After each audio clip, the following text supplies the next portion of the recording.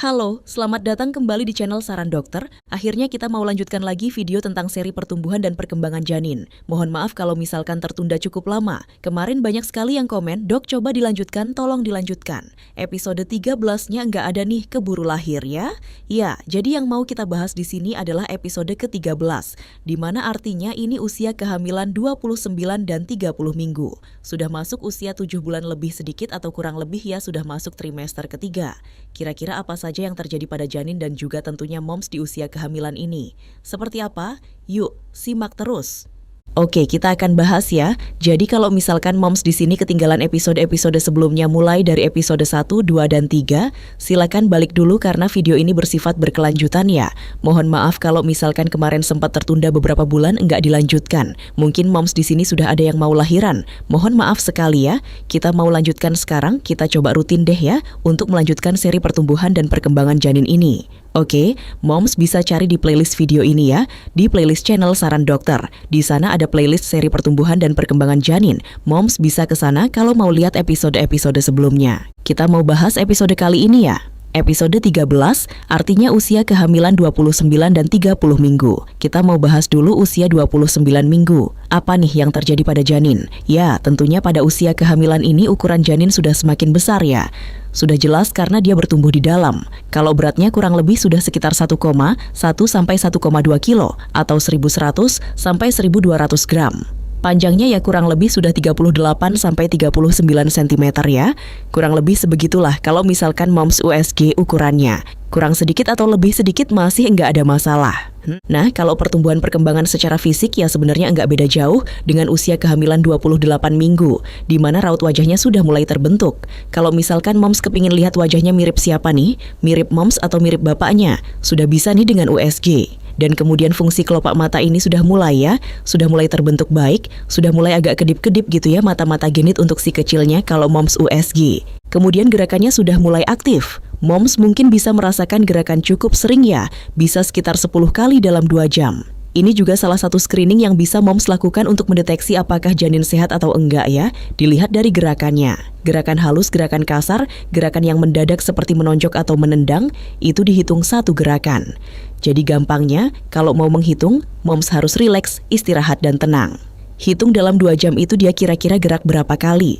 Ya, ini harus dilakukan dalam kondisi rileks ya, karena kalau moms nggak rileks, janin mungkin bergerak, tapi moms yang nggak merasa. Ini salah satu deteksi kalau kondisi janin sehat. Oke, kita lanjutkan lagi. Secara organnya, organ dalam ini lebih fokusnya adalah ke pembentukan paru-paru, di mana sudah mulai terbentuk zat surfaktan. Ini berfungsi sekali nanti untuk pengembangan paru-paru. Kalau kita napas kan kembang kempis paru-parunya.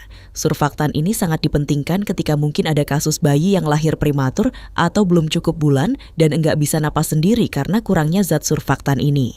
Makanya ini penting sekali. Apa yang dilakukan? Ya sebenarnya cukup moms makan makanan bergizi, konsumsi vitaminnya, kemudian hindari polusi atau bahan kimia ya.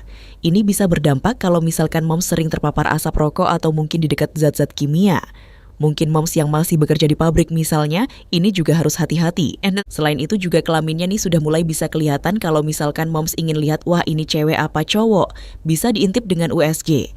Tapi tergantung posisi, karena kan janin juga kadang-kadang seperti malu gitu loh, posisinya enggak pas. Kita sudah coba USG kadang-kadang enggak kelihatan ya. Untuk bayi laki-laki, buah zakarnya sudah mulai turun tuh ke kantung zakar, dan untuk bayi perempuan sudah mulai terbentuk klitorisnya. Ini di USG sudah sangat jelas, tapi balik lagi tergantung posisinya. Apa yang harus diperhatikan moms dan juga apa yang mungkin dirasakan. Jadi ketika kehamilan sudah semakin besar, ini artinya moms harus menambah suplemen asupan kalsiumnya. Makanya di trimester kedua dan ketiga ini sudah mulai dikasihkan vitamin kalsium oleh dokter atau bidannya. Ini penting sekali ya karena bayi mulai membentuk tulangnya lebih padat dan lebih panjang. Banyak tulang-tulang kecil yang baru terbentuk. Dia butuh sekitar 250 sampai 300 mg per hari. Itu belum termasuk kebutuhan moms juga untuk tulang dan gigi moms sendiri. Makanya ini penting. Paling enggak ya moms harus mencukupi asupan ya sekitar 1.500 sampai 2.000 mg per hari. Harus dari vitamin atau tambahan suplemen makanan, atau mungkin dari susu itu juga bisa.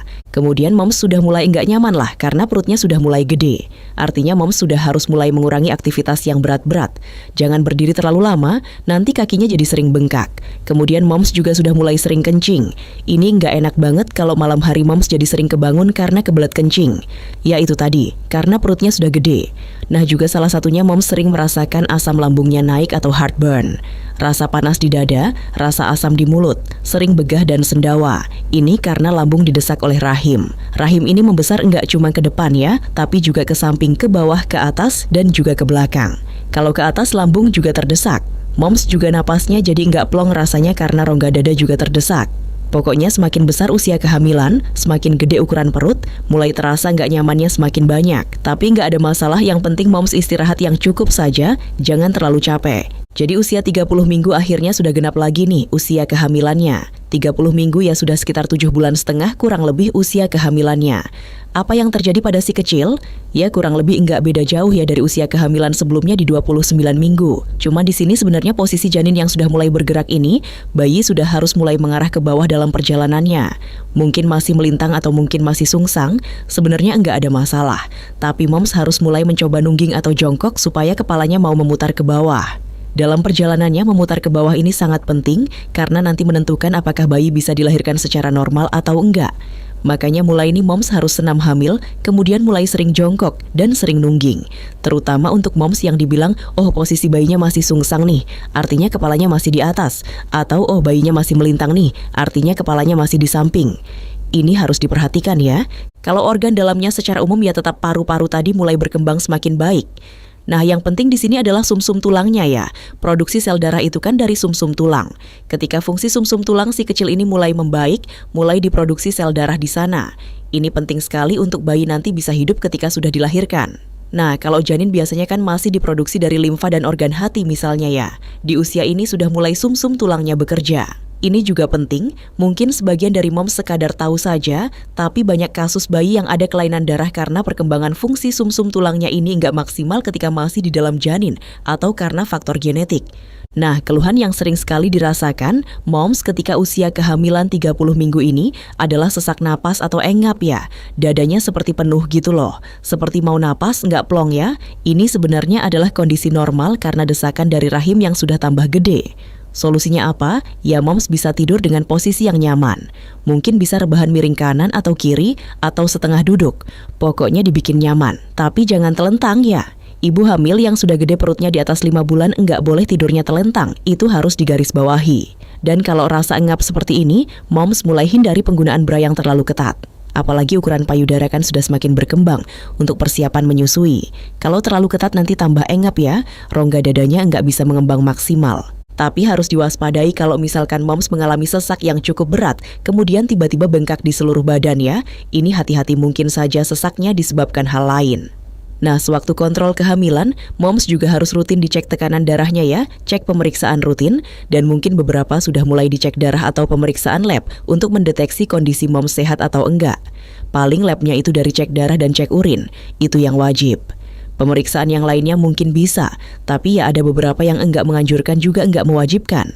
Moms juga sudah mulai divaksin beberapa ya, vaksin tetanus toksoid. Tapi ada juga yang mungkin lebih awal dikasih, ada juga yang mendekati persalinan baru dikasih. Tapi mulai masuk 30 minggu ini sebenarnya sudah bisa kalau mau diberikan. Enggak ada masalah sebenarnya, berapapun usia kehamilan moms enggak ada masalah, bisa diberikan saja sih vaksin TET.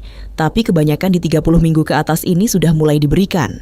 Oke, setelah selesai episode 13, nanti coba kita rutin ya ke episode 14. Ditunggu saja nanti update-nya, kita akan bahas episode berikutnya. Terima kasih sudah menonton video ini sampai habis. Jangan lupa untuk like, share, dan subscribe channel Saran Dokter untuk informasi kesehatan bermanfaat lainnya. Salam sehat dan sampai jumpa di video selanjutnya.